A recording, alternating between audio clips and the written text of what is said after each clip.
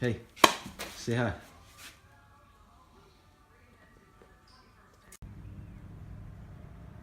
Well, I have an update from the garden. I've been making some progress on this wall, as you can see, right?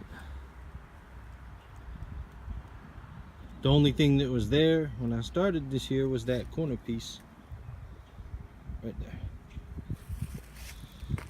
So it's underneath the dogwood with the strawberries, right?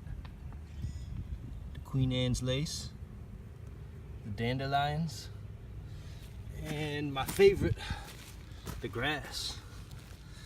Well, not my favorite, but there's a purple dead nettles. Yeah. Here is what I think is garlic. And it's about 3 feet high. Growing there from last year. So, we just had about 4 days of rain. And it stopped raining 12 hours ago. And look at my soil. This is what I mean by hard packing sand. There's nothing in here. There's no organic matter in here. There's a little bit, right? It's all sand and pebbles. But it should be muddy.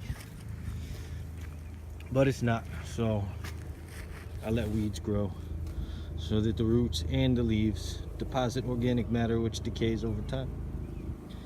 Here I have a wild onion grass just growing there. It could be garlic. It's the same as up there, which I'm guessing is wild onion grass, but that might be garlic.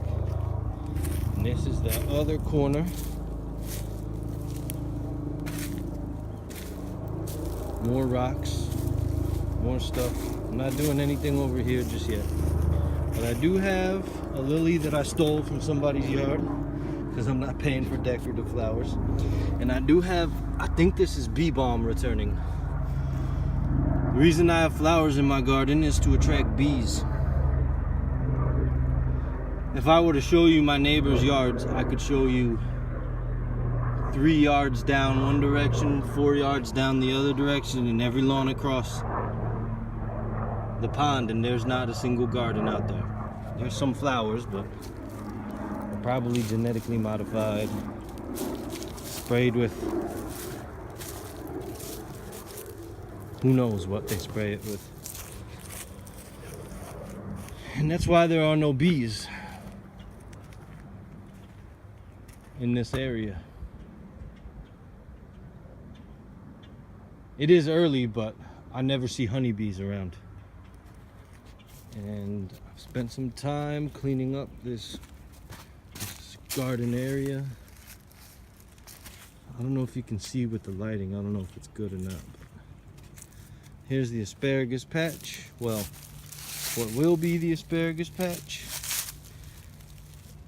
So,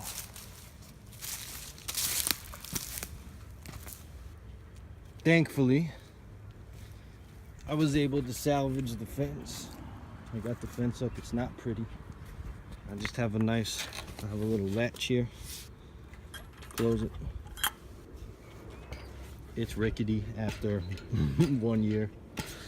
But it serves its purpose. I'm not trying to get style points here. Luckily, I salvaged the fence and I'll keep the dogs out. Got rid of the greenhouse, or the attempt at the greenhouse. And I've been cleaning up. So what I do, I use this tool right here.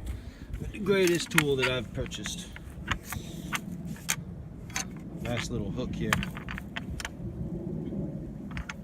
You just walk up to a plant. It's difficult to do one-handed.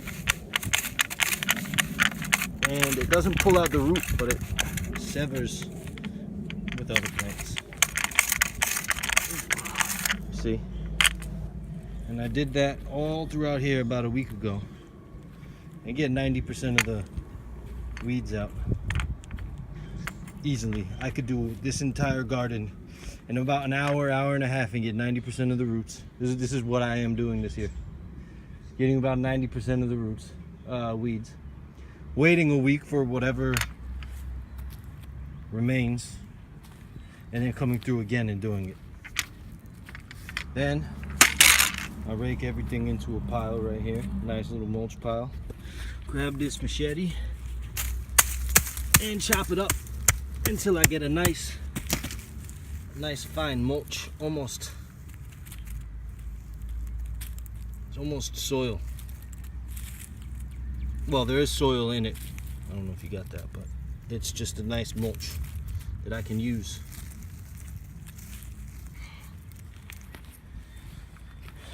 To cover up not only this entire section, because I have a rule in this garden, which is once I start planting things, there's no shoes allowed. Strictly barefoot. And that's for many reasons. First reason, there's scientific evidence, and they call it grounding, which is basically the electrons from the earth heal the body, if I have that correct. Not only that, but shoes mess up our gait, that is our walking pattern, and shoes mess up our feet, the form of our feet. So I walk barefoot. Not only that, but I don't plant in clear, distinct rows.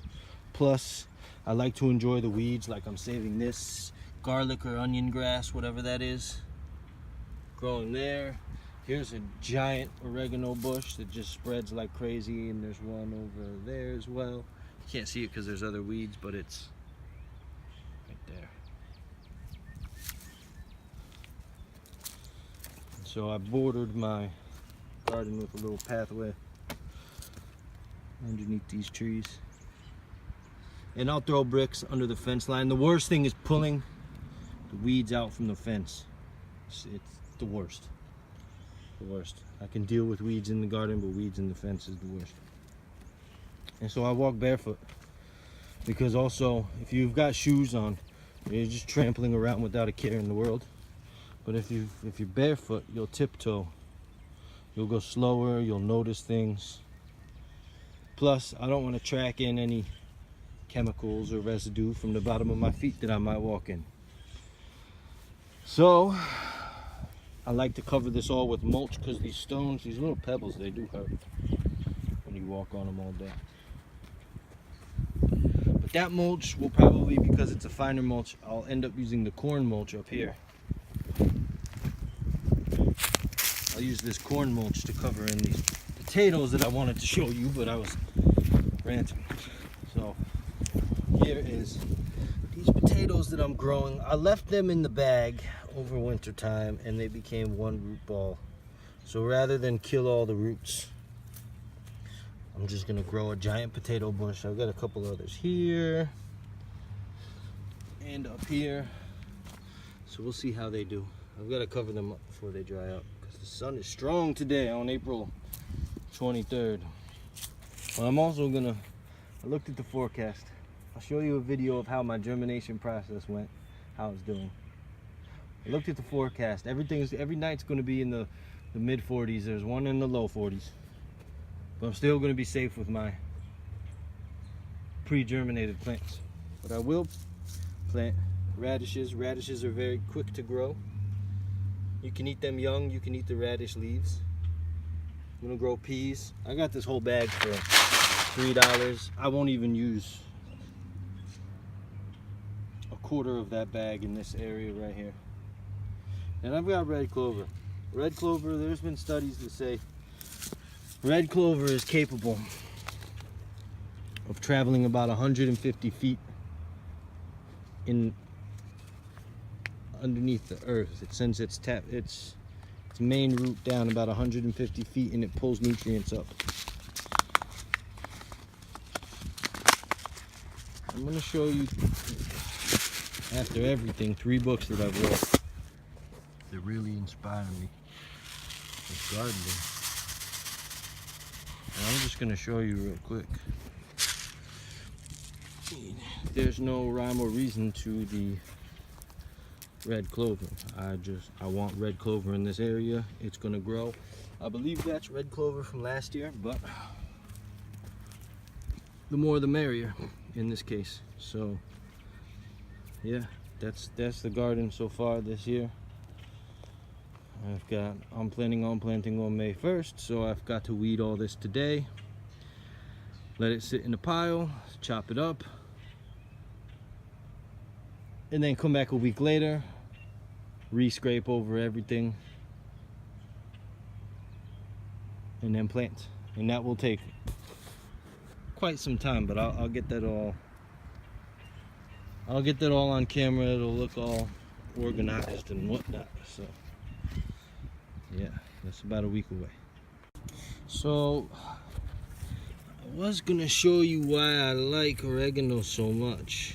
I mean, it grows so rampant. It just grows out and shoots that it's like an endless resource, right?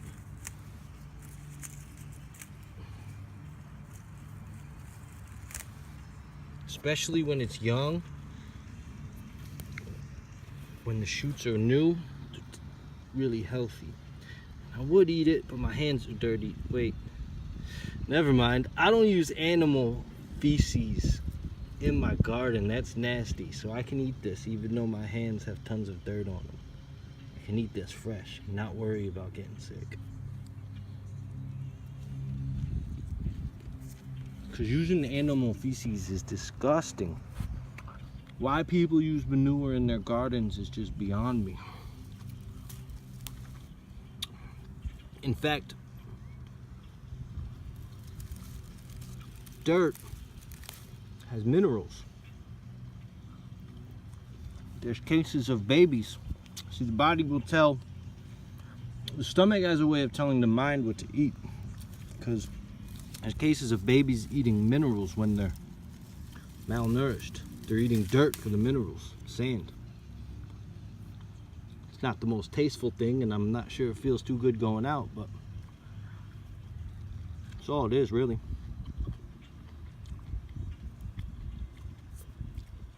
Also, oregano. You have to eat a lot of oregano to equal what you would get in oregano oil, but oregano has tons of healing properties all across the board.